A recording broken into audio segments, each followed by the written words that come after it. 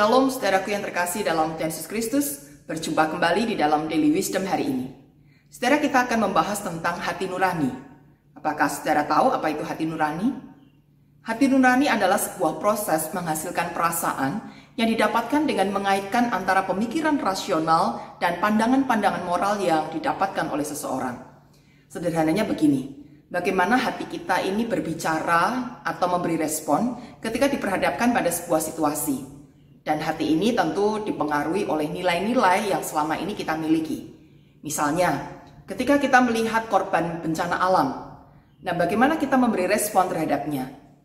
Apakah hati kita ini akan mengatakan salahnya sendiri, kenapa tinggal di daerah bencana?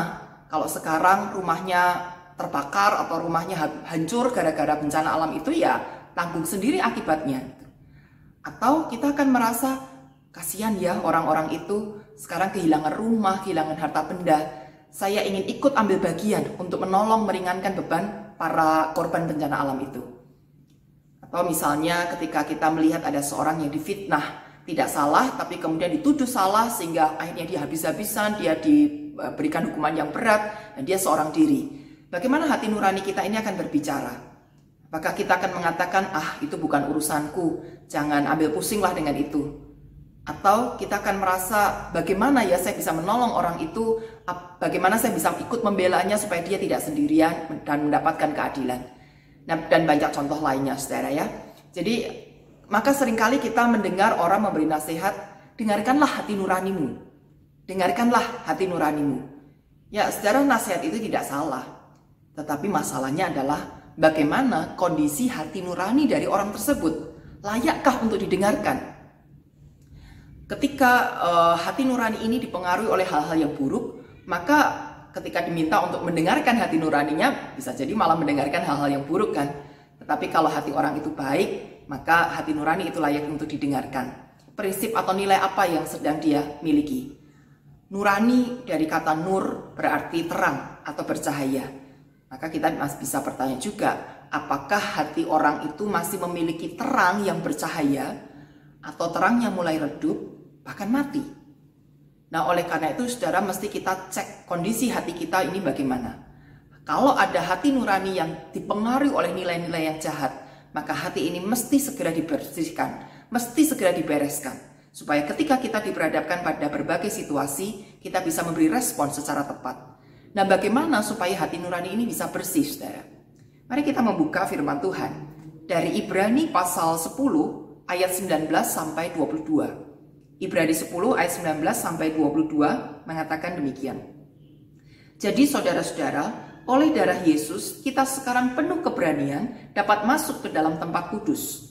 Karena ia telah membuka jalan yang baru dan yang hidup bagi kita melalui tabir, yaitu dirinya sendiri. Dan kita mempunyai seorang imam besar sebagai kepala rumah Allah.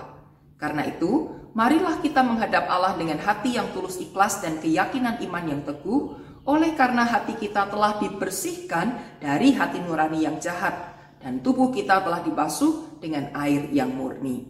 Amin. Jadi bagaimana saudara supaya hati nurani kita ini bisa dibersihkan?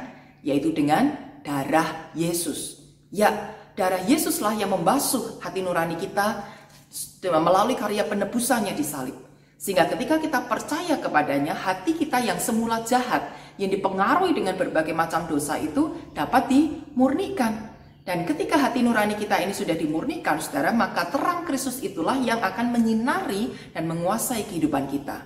Prinsip pedoman hidup yang kita miliki, yang kita pakai, bukan lagi dari pengetahuan yang selama ini kita dapatkan, bukan lagi dari warisan-warisan masa lalu, bukan lagi dari pengaruh lingkungan sekitar kita, tetapi pribadi Kristus yang akan menjadi terang di dalam hati kita, sehingga apapun yang kita nyatakan sebagai respon kita berasal dari terang Kristus itu. Pribadi Kristus yang kita tahu bersama adalah pribadi yang penuh dengan kasih. Oleh karena itu, jikalau hati kita ini sudah dimurnikan oleh darah Yesus, maka yang pertama, kita bisa memandang sesama dengan penuh kasih. Kita bisa memberi jawab yang tepat terhadap kondisi dari saudara-saudara atau sesama kita ini. Apapun yang mereka alami, kita bisa memberikan respon yang tepat dengan prinsip kasih Kristus. Dan yang kedua, saudara, kita bisa menghadap Allah dengan perasaan yang tenang dan mantap. Hati nurani yang telah dibersihkan memampukan kita untuk memandang Allah sebagai pribadi yang penuh kasih, pribadi yang hangat, pribadi yang murah hati, pribadi yang mau selalu melindungi, mengayomi, dan memberikan yang terbaik bagi kita. Nah, sehingga ketika kita menghadapi pergumulan-pergumulan hidup, kita tidak lagi gentar untuk menghadap Allah. Dan kita juga tidak ragu untuk menghadap Allah. Karena hati nurani ini mendorong kita memandang Allah secara tepat.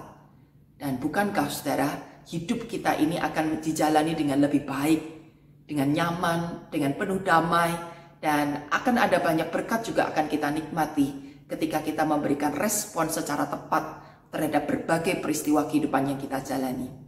Oleh karena itu, saudara, serahkanlah hati nurani kita kepada Kristus, supaya Ia memurnikan dan menjadikannya bersih, sehingga kita bisa memandang Allah dengan tulus dan bersikap terhadap sesama dengan penuh kasih. Kiranya Tuhan menolong kita semua. Tuhan Yesus memberkati.